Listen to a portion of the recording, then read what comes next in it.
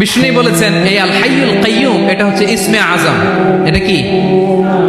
যে ইসমে আজম দিয়ে দোয়া করলে আল্লাহ দোয়া কবুল করে, আল্লাহর কাছে কিছু চাইলে আল্লাহ দেয়। এক সাহাবী দোয়া করতেছে ইয়া হাইয়ু ইয়া কাইয়ুম, বিশ্ব নবী বলে এই সাহাবী তো ইসমে আজম দিয়ে দোয়া করতেছে। তাহলে দোয়ার সময় বলবেন ইয়া হাইয়ু ইয়া কাইয়ুম, পারবেন? বলেন ইয়া হাইয়ু ইয়া কাইয়ুম।